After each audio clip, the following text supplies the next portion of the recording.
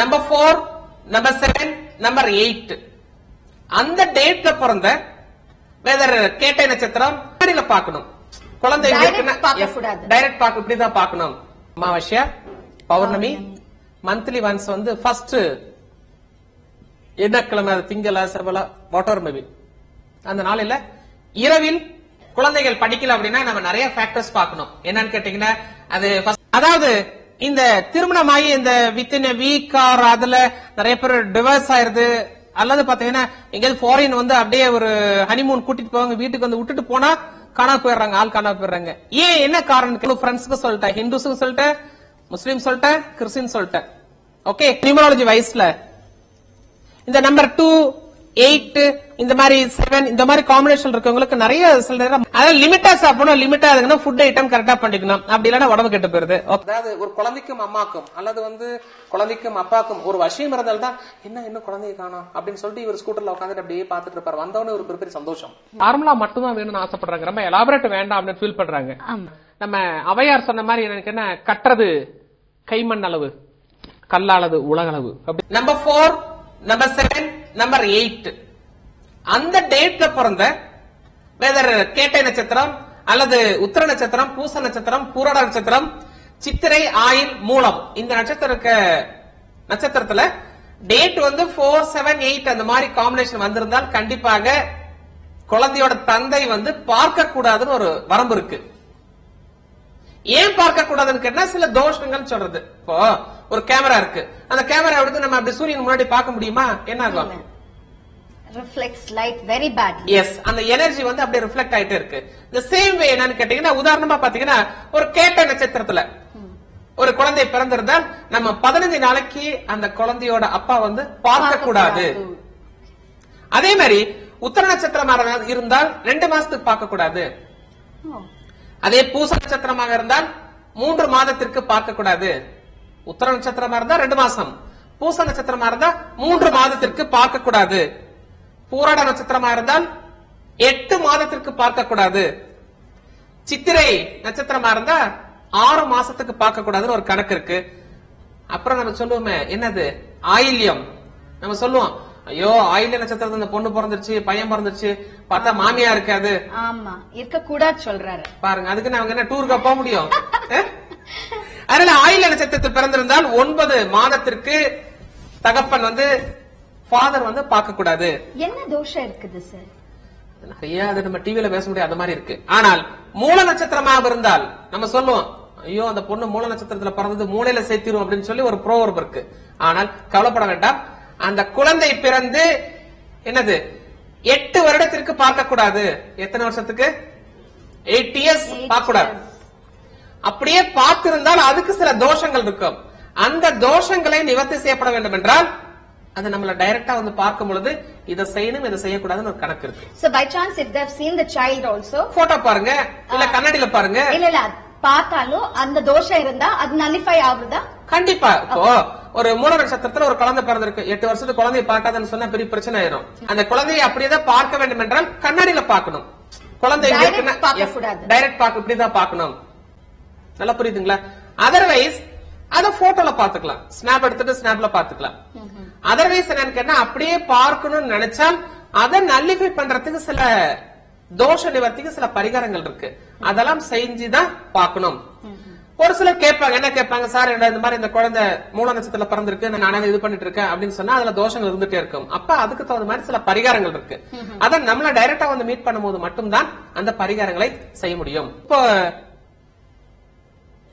ஒரு ஆணுக்கு மனைவி இல்லைன்னாலும் அல்லது ஒரு பெண்ணிற்கு ஆண் இல்லைனாலும், எப்படி மனைவிக்கு கணவர் இல்லைனாலும் அந்த கணவருக்கு வந்து மனைவி இல்லைனாலும் அவர்கள் அமாவாசை, பௌர்ணமி,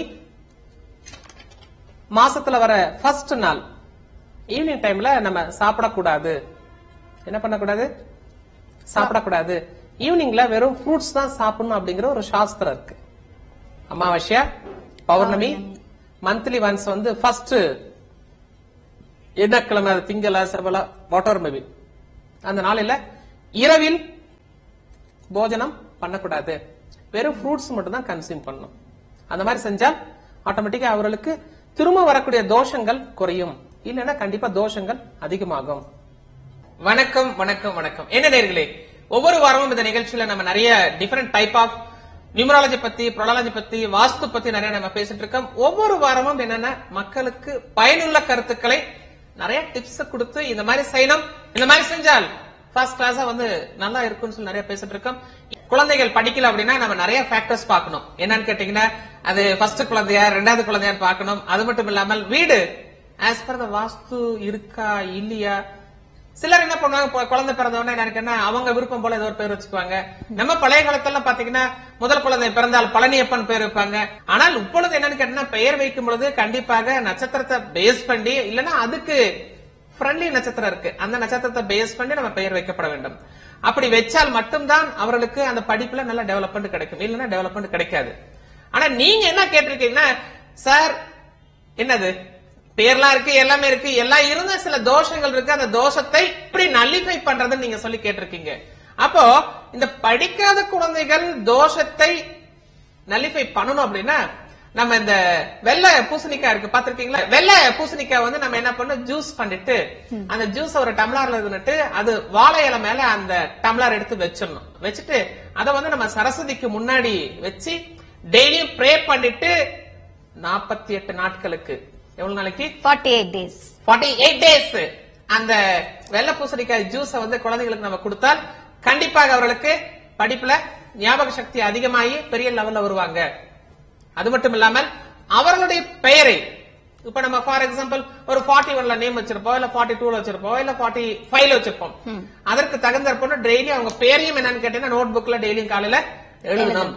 அது மாதிரி செஞ்சா கண்டிப்பா என்னன்னு கேட்டீங்கன்னா சக்சஸ் உங்க கையில.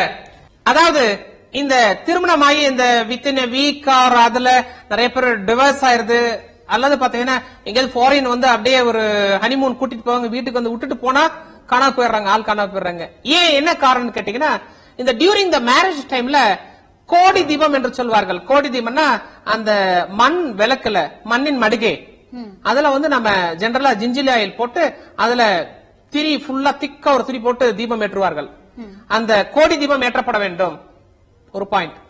செகண்ட் பாயிண்ட், அந்த இடத்துல ஒரு பேம்போ ஸ்டிக் ஒன்னு வச்சிருப்பாங்க, பாத்திருக்கீங்களா, வந்து full and full like antenna. It will absorb the more positive energy from the ozone layer. அந்த பேம்போ ட்ரீ வந்து சக் பண்ணி அந்த இடத்தை பியூரிஃபை பண்ணும், அந்த தோஷத்தை நல்லிஃபை பண்ணும். இதுக்கு பேசிக் எங்க இருந்து பாத்தீங்கன்னா, நம்ம அம்மன் டெம்பிள்ல இருந்து கொண்டாடணும். இதோட பேஸ் எப்படி, அம்மன் கோவில்ல பாத்தீங்கன்னா என்ன பண்ணுவாங்க, பெரிய பேம்போ ட்ரீய கொண்டுட்டு வந்து நெட்டு அதுக்கு பூஜை பண்ணி அதுக்கப்புறம் தான் they will conduct the function பண்ணுவாங்க, பாத்திருக்கீங்களா. அது மாதிரி இந்த ரெண்டும் என்னன்னு கேட்டீங்கன்னா, அந்த இடத்துல மேரேஜ் பண்றதுல கண்டிப்பாக இருக்கப்பட வேண்டும். இல்லை என்றால் கண்டிப்பா அது ஒர்க் அவுட் ஆகிறது இல்ல. சரி, ஓகே, இப்படி பண்ணிக்கலாம், ஹிந்துஸ் ஓகே. அதே கிறிஸ்டியன்ஸ்க்கு என்னன்னா, மேரேஜ் பண்ணும் பொழுது கண்டிப்பாக அவர்களுக்கு இந்த 19 கேண்டில்ஸ் அந்த இடத்துல இக்னைட் பண்ணிருக்கணும். நம்ம என்ன பண்றோம், சர்ச்சுக்கு போனா என்ன பண்றோம், ஒரு மாஸ் கிரியேட் பண்றாங்க, அதோட பேசுறாங்க, ஒரு மோதிரம் போடுறாங்க, ஒரு மோதிரம் போடுறாங்க, அவங்க ஏதாவது சொல்றாங்க, வந்துடுறாங்க. இருந்தாலும் அந்த இடத்துல ஒரு கேண்டில் இருக்கும். இருந்தாலும் அவர்களுக்கு குறைந்தது சரியான 19 கேண்டில்ஸ் அந்த இடத்துல பத்த வச்சு அவர்கள் கையால் பத்த வைக்கப்பட வேண்டும். மேல் ஒரு 19, இவங்க ஃபீமேல் ஒரு 19 கேண்டில் பத்த வச்சு அதை ப்ரே பண்ணிட்டு சேர்ந்தால் ஆட்டோமேட்டிக் அவர்களுக்கு இந்த மாதிரி பிரிவினை வருவதில்லை. அதாவது நம்ம இஸ்லாமிய நண்பர்களாக இருந்தால் அந்த திருமணம் செய்யும் பொழுது கண்டிப்பாக அந்த பொன் வீட்டாரோ இல்ல மாப்பிள்ளை வீட்டாரோ குறைந்தது 5 செம்மறி ஆட்டை தானம் செய்யப்பட வேண்டும். என்னது, ஆடு இருக்குல்ல, ஆடு பக்ரா பக்ரி, அதனால ஆடு தானம் செய்யப்பட வேண்டும். கேட்டுட்டீங்களா? அதனால 3 ஃப்ரெண்ட்ஸ்க்கு சொல்லிட்டேன், ஹிந்துஸும் சொல்லிட்டேன், முஸ்லீம் சொல்லிட்டேன், கிறிஸ்டின் சொல்லிட்டேன். ஓகே, குறிச்சு வச்சுக்கோங்க. வாழ்வில் முன்னேற்றம் அடைய உங்கள் கைராசியான டாக்டர் A.S. மகாஸ்ரீராஜன் அவரை ஒரு முறை சந்திங்கள். உங்களோட பேர்ல எந்த மாதிரி ப்ராப்ளம் இருந்தாலும் எங்களை மீட் பண்ணுங்க, டெஃபினட்டா உங்களுக்கு அதுக்குண்டா நாங்க சொல்யூஷன் கொடுக்கறோம். வெதர் கம்பெனி நேம்ஸா இருந்தாலும் சரி, அது உங்க நேம்ஸா இருந்தாலும் சரி, இல்ல வெஹிக்கிளுக்கு நம்பர் வைக்கிறதா இருந்தாலும் சரி, இல்ல வெஹிக்கிளுக்கு இல்ல டிரான்ஸ்போர்ட்டுக்கு தான் நேம் வைக்கிறதாலும் சரி, எங்களை வந்து மீட் பண்ணுங்க, டெஃபினட்டா உங்களுக்கு நல்ல சக்சஸ் கொடுக்கறோம். வணக்கம் வணக்கம். என்ன நேயர்களே, இந்த நிகழ்ச்சியானது பாத்தீங்கன்னா எவ்வளவு எபிசோடு போயிருக்கு நியூமராலஜி வைஸ்ல.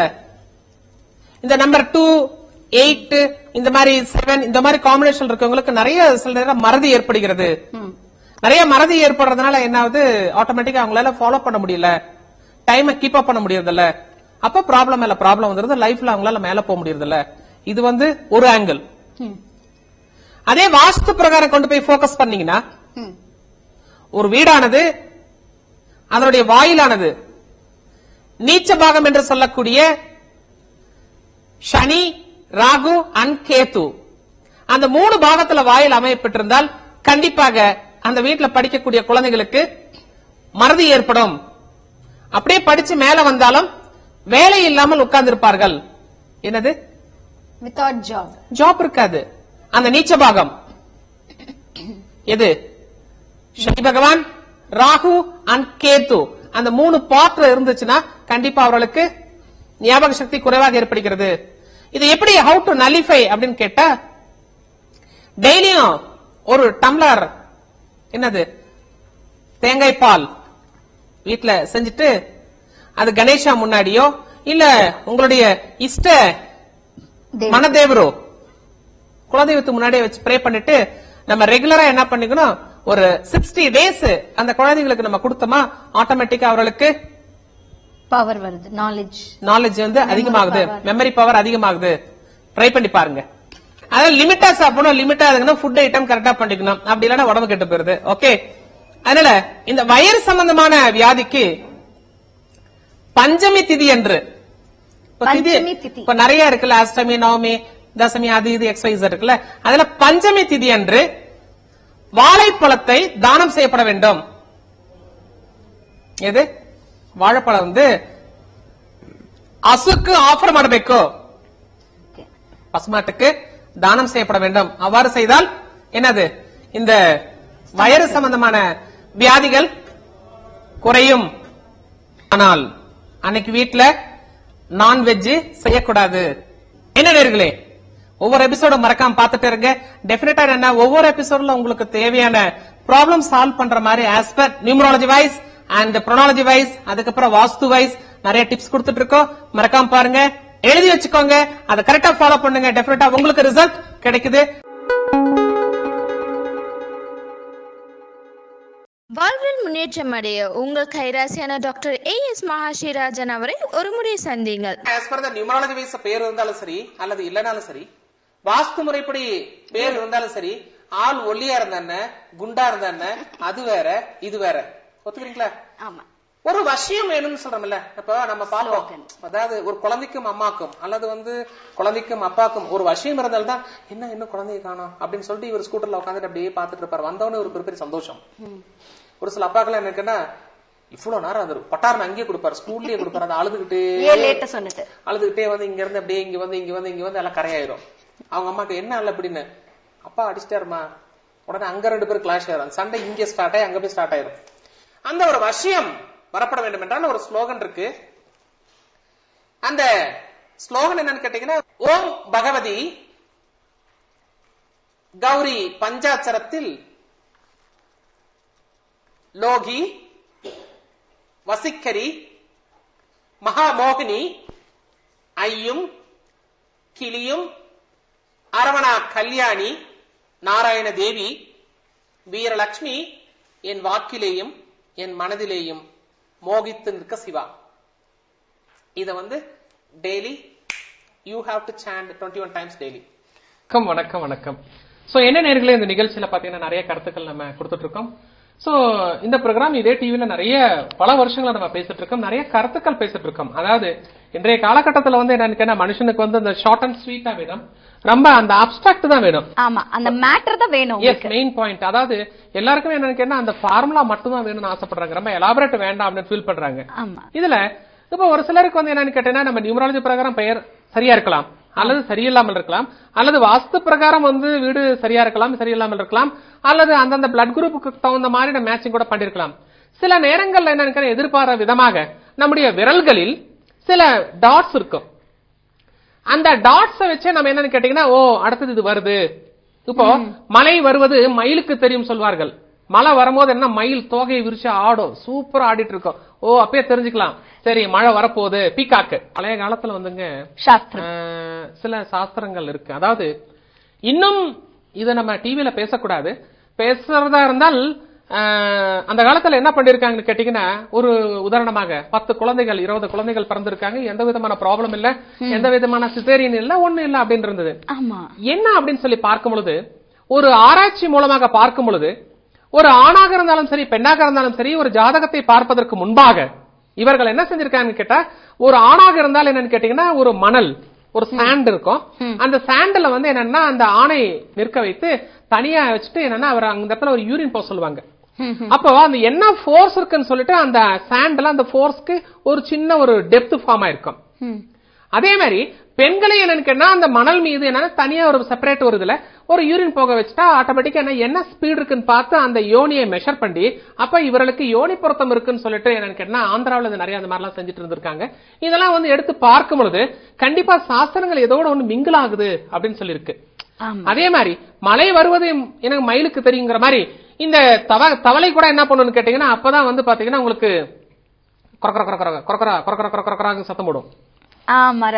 மழை வருவதற்கு முன்பாகவே இந்த தொட்டாச்சினிக்கு செடியிலும் பூக்கள் வரும், அப்பயே தெரிஞ்சுப்பாங்க. ஒரு சில செடியில வந்து மழை வரதுக்கு முன்னாடி பூக்கள் வரும், ஓ இன்னைக்கு மழை வரப்போகுது அப்படின்னு சொல்லிட்டு. அதே மாதிரி ஒரு மனிதனுடைய யோகத்தை மெஷர் பண்றதுக்கும் இதுவும் சில பாராமீட்டர், என்னது நம்முடைய விரல்கள். அப்போ இந்த விரல்கள் ஒவ்வொன்றையும் நம்ம என்னன்னு கேட்டீங்கன்னா பார்க்கணும். பார்க்கும் பொழுது நம்ம என்ன பண்றோம், மேல் ஆண்களாக இருந்தால் ரைட், ஃபீமேலா இருந்தா லெஃப்ட் லெஃப்ட். இதுதான் வந்து பேசிக் ஃபார்முலா. ஓகே, இத பேஸ் பண்ணி தான் அடுத்ததுக்கு நம்ம போவோம். அப்போ இதுல என்ன சொல்லிருக்கேன்னு கேட்டீங்கன்னா, இந்த மாதிரி விரல்ல இந்த நெகத்தின் மீது நெகத்து மேல இந்த மாதிரி ஒரு ஒயிட் ஸ்பாட், ஏதாவது ஒரு வெள்ளை புள்ளி இப்படி இருந்ததுன்னா, எங்கேயாவது ஒரு இடத்துல வெள்ளையாத புள்ளி இருந்தா ஏதாவது ஒரு வியாதி வரப்போகுது, இல்ல ஒரு காய்ச்சல் வரப்போகுது, அல்லது ஒரு தலைவலி வரலாம், அப்படியா இப்படியான ஒரு இண்டிகேஷன் கொடுக்கும்.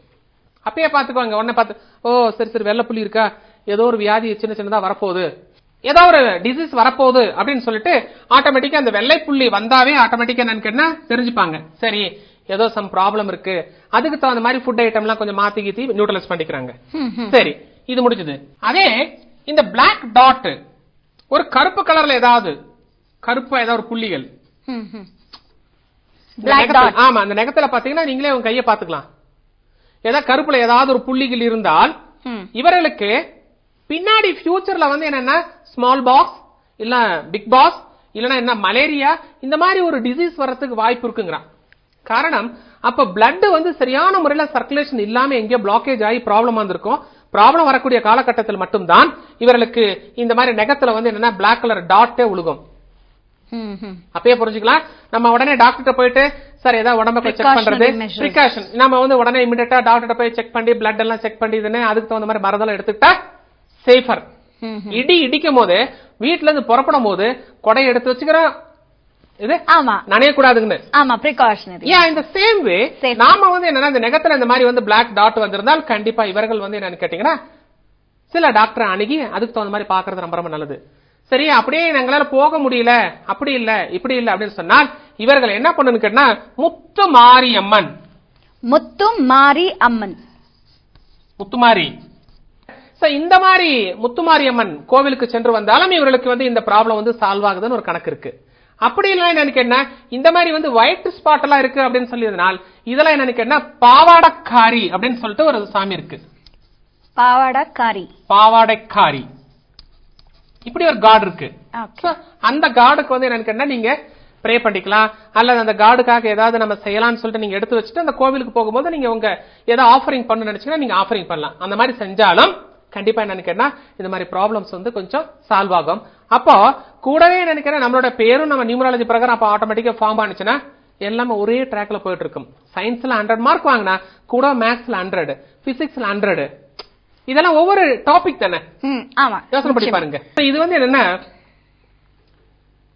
நாம ஒரு ஃபீல்டுக்குன்னு ஒண்ணு வந்துட்டால் பல ஆங்கிள் பல இதை நம்ம ரிசர்ச் பண்ணி புதுசா ஏதாவது கொடுத்துட்டே இருந்தால் மட்டும்தான் அது நல்லா இருக்கும். ஆஸ் அ டைலர் அப்படின்னா ஒரே மாதிரியே நம்ம வந்து ஒரு ஷர்ட் பேண்ட் தைச்சிட்டு இருந்தா அதுக்கு வேல்யூ கிடையாது. அதுல ஏதாவது ஒரு மாற்றங்கள், அதுல ஏதாவது ஒரு டிசைன்ஸ், அதுல ஏதாவது ஒரு புதுமையை புகுத்தப்பட்டால் மட்டும்தான் செட் ஆகும், இல்ல செட் ஆகாது. அதுல நாம என்ன பண்றோம்னு கேட்டீங்கன்னா, சோ நம்ம வியூவர்ஸ்க்காக நிறைய கொடுக்கணும்னு சொல்லிட்டு நூத்துக்கணக்கான டிஃபரெண்ட் டைப்ல நிறைய கொடுத்துட்டே இருக்கோம். இது ஈஸியா கண்டுபிடிச்சுக்கலாமே, இது ஒன்னும் பெரிய ப்ராப்ளம் இல்லையே. நம்ம அவையார் சொன்ன மாதிரி எனக்கு என்ன, கட்டுறது கைமண் அளவு, கல்லாளது உலகளவு அப்படிங்கிற மாதிரி நாம கத்துக்கிட்டது இவ்வளவுதான் கத்துருக்கோம், அதை கொடுத்துட்டு இருக்கோம். That's all. இது வந்து என்னன்னு கேட்டீங்கன்னா, நம்ம இப்போ விரல் இருக்குன்னு வச்சுக்கோங்களேன். இந்த விரல்ல பாத்தீங்கன்னா, இந்த நெகத்துல பாத்தீங்கன்னா இந்த மாதிரி வந்து என்னன்னா இந்த மாதிரி ஒரு இது ஒயிட் பேட்ச் வரும். பாருங்க, ரைட், ஒயிட் பேட்ச் இருக்கு. இந்த மாதிரி இந்த ஒயிட் பேட்ச் இந்த மாதிரி நிலா போன்று இது மாதிரி வந்தால் அந்த ஷேப்ல, ஆமா, இது வந்து என்னன்னு கேட்டீங்கன்னா ஒரு 3 மாசத்துக்கு இருக்கும், அப்புறம் இருக்காது. திரும்ப பாத்தீங்கன்னா ஒரு 6 மாசம் இருக்கும், திரும்ப இருக்காது. சம்டைம்ஸ் என்னன்னா இருக்கவே இருக்காது. என்னடா ஒண்ணுமே இல்ல, இது எப்படின்னு கேட்டீங்கன்னா, நல்ல வோல்டேஜ் இருக்கிற நேரத்தில் நம்ம மோட்டர் போடுற மாதிரி இது பண்ற மாதிரி, வோல்டேஜ் இல்லாத நேரத்தில் என்ன பண்ணும், மோட்டர் போட்டா என்ன, வோல்டேஜ் இல்லாத நேரத்தில் போட்டா காயில் போயிடும். இப்போ இந்த ஆள்காட்டி வரல எப்பரலு,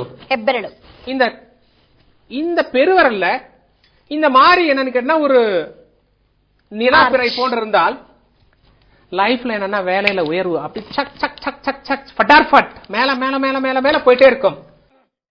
இப்படி என்னன்னு கேட்டீங்கன்னா, இந்த பெருவிரல்ல கட்டை விரல்ல இது மாதிரி அமைப்பு ஏற்பட்டிருந்தால் நல்ல வேலையில உயர்வு, நல்ல என்னன்னு கேட்டா ஏதோ ஒரு சுப செய்திகள் மாசத்துக்கு 2 முறை 3 முறை சுப செய்திகள் வந்துட்டே இருக்கும். அதே என்னன்னு கேட்டீங்கன்னா, இந்த மிடில் ஃபிங்கர் என்னது நடுவிரல், இததான் என்ன சொல்றோம் நம்ம, என்ன மத்திய விரலும். எஸ், இத வந்து நம்ம சனி பகவான் விரல்னு சொல்லுவோம். இந்த சனி பகவான் விரல்ல வந்து இந்த மாதிரி ஏற்பட்டிருந்தால் இரும்பு வியாபாரத்தின் மூலமாக எதிர்பாராத லாபம் கிட்டும். ஏதாவது மெஷினரி சம்பந்தமானது, ஏதாவது மெட்டல் நம்ம சம்பந்தமானது வாங்குறோம் விக்கிறோம் அப்படின்னு சொன்னால் ஆட்டோமேட்டிக்கா என்ன அவர்களுக்கு யோகம் உண்டு. எது, மிடில் ஃபிங்கர், இந்த நடுவிரல், இது சொல்றோம். அதே மாதிரி என்னன்னு கேட்டீங்கன்னா, இது வந்து மோதிர விரல், ரிங் ஃபிங்கர். எஸ், ஃபர்ஸ்ட் நம்ம சொன்னது என்னன்னு, ஆள்காட்டி விரல். எது, இதுதான் நம்ம முதல்ல சொன்னது ஆள்காட்டி விரல். இது தோர் விரலும். ஆமா ஆமா, கட்ட விரல் வந்து லாஸ்டா தான் வரப்போகுது. ஓகே, சோ அதனால எனக்கு என்ன இப்போ நம்ம பாக்குறதுன்னா, நடுவிரல் வந்து நடுவிரல்ல பண்ணும்போது ஆட்டோமேட்டிக்கா மெட்டல் சம்பந்தமானதெல்லாம் நல்ல டெவலப்மெண்ட் கிடைக்கும் அப்படின்னு சொல்றோம். அதே வந்து என்னன்னா மோதிர விரல், இந்த ரிங் ஃபிங்கர், மோதிரம் போடுறோம் பாருங்களேன், இந்த ரிங் ஃபிங்கர், இதுல வந்து என்னன்னு கேட்டா அந்த மாதிரி இருந்திருந்தால் கண்டிப்பாக எதிர்பாராத நல்ல ஒரு உயர்வு வந்துகிட்டே இருக்கும் அப்படின்னு சொல்றான்.